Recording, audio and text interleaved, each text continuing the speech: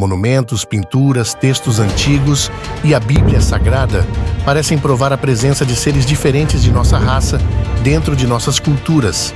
Quem eram? De onde vieram? Qual era a sua missão? Eles irão retornar?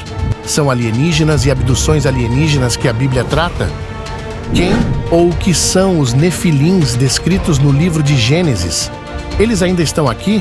OVNIs são reais? O que significa a frase "como os dias de Noé"? Será que esses nefilins desempenharão um papel de engano em massa no fim dos tempos?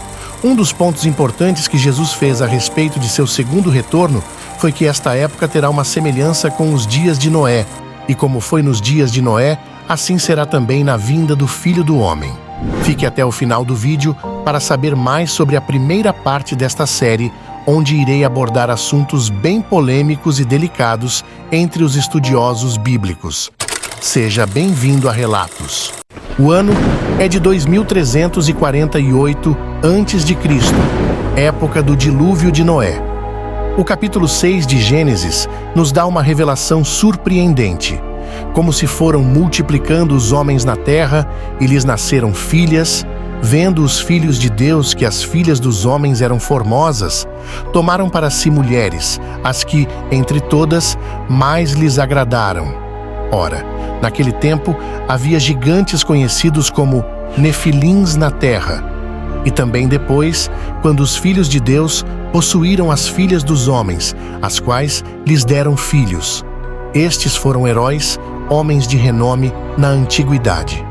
Gênesis 6 versos 1, 2 e 4, somos informados de que os filhos de Deus viram as filhas dos homens e as tomaram por esposas. Quem são esses filhos de Deus e de onde vieram? Nossa primeira tarefa é coletar toda a informação sobre esses indivíduos e permitir que os dados recolhidos determinem nossas conclusões.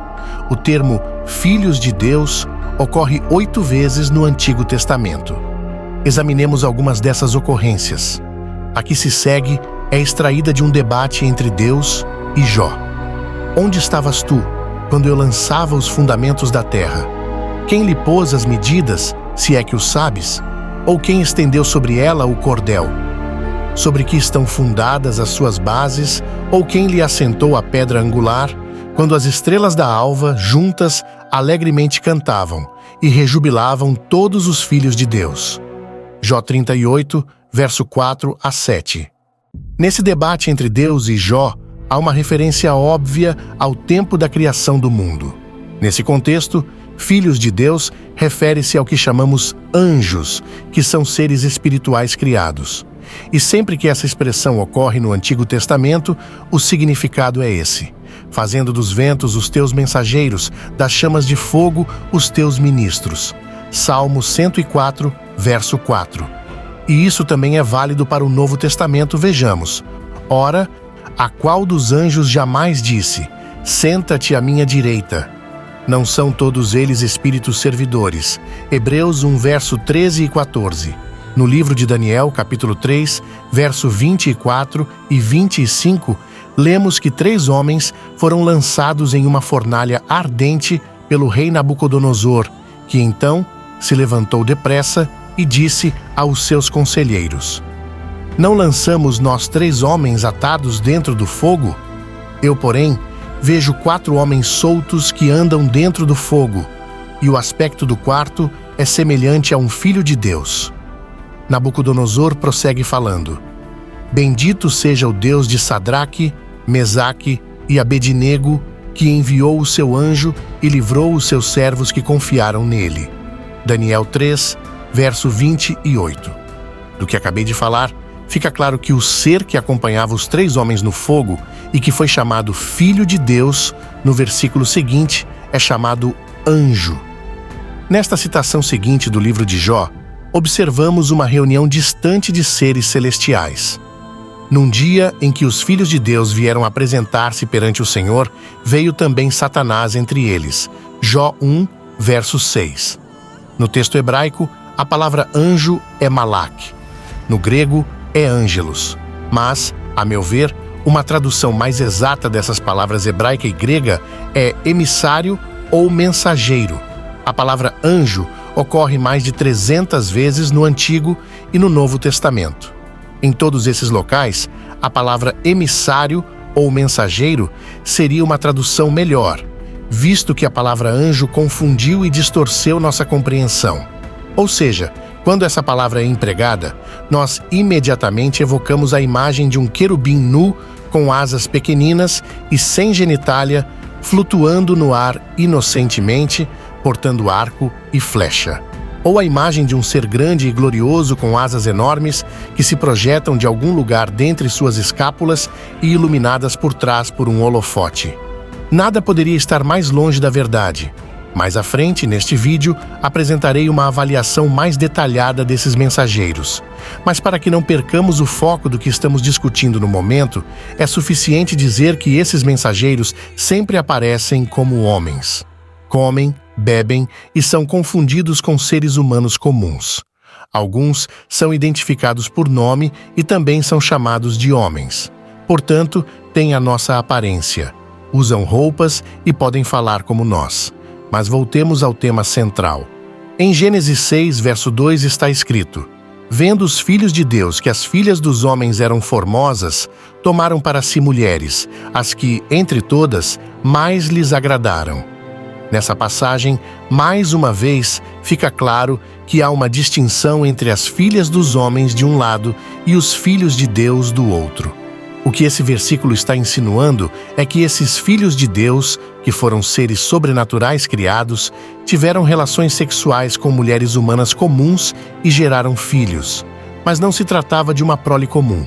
Ora, naquele tempo, havia gigantes, néfilins, na terra.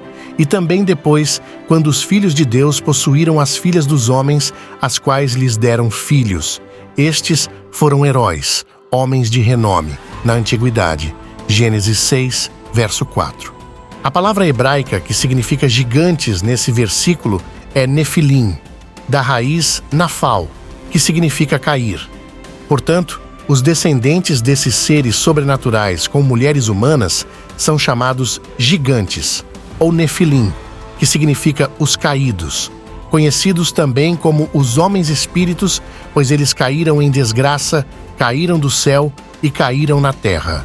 No decorrer desta série, investigaremos por que esses seres sobrenaturais ou mensageiros tornaram-se caídos. Mas para não nos desviarmos destes enigmas, à nossa frente continuaremos com o estudo dos nefilins e seu impacto na sociedade daquela época. Bem, nas passagens acima citadas, você observou que essas investidas ocorreram em duas ocasiões, ou seja, naquele tempo havia gigantes, nefilim, na terra, e também depois. Naquele tempo, refere-se aos dias de Noé.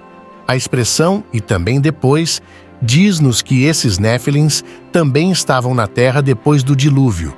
Portanto, essas duas investidas de seres sobrenaturais caídos contra mulheres ocorreram antes do dilúvio e, novamente, algum tempo depois. Temos muita informação a respeito desses gigantes quando habitavam a terra naquela época. Há uma grande quantidade de revelações na Bíblia sobre os anjos. Eles podem aparecer em forma humana, eles falam com os homens, comem a comida dos homens, são capazes de combate físico direto, alguns são as principais forças por trás das potências mundiais. Eles não se casam no céu, mas, aparentemente, são ou eram capazes de fazer muito mal.